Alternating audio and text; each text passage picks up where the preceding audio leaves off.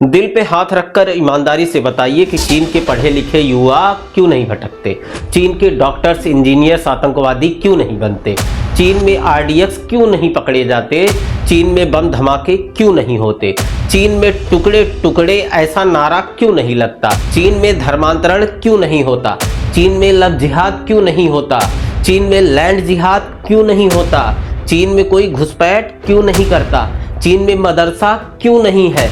चीन में human trafficking क्यों नहीं होता? कहने का मतलब है जो समस्या भारत में है वो चीन में क्यों नहीं है। एक्चुअली भारत का विभाजन मजहब के आधार पर हुआ था। आज भी मजहब के आधार पर नियम कानून चल रहे हैं दोस्तों। आज भी मजहब के आधार पर वक्फ बोर्ड, वक्फ ट्रिब्यूनल चल रहा है। आज भी मजहब के आधार पर ही माइनॉरिटी कमीशन, माइनॉरिटी मिनिस्ट्री भी चल रही है। भारत का विभाजन मजहब के आधार पर हुआ था।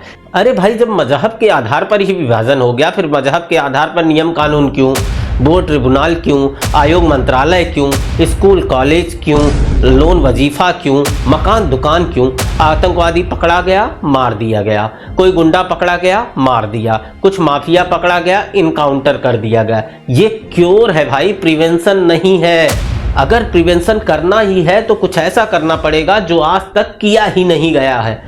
कोई भी बच्चा माँ के पेट से ही ना गुंडा होता है, ना आतंकवादी होता है, और ना ही अलगाववादी होता है, ना ही जिहादी होता है, और ना ही उन्मादी होता है। कुछ नहीं होता, वो सिर्फ भ्रूण होता है, भ्रूण।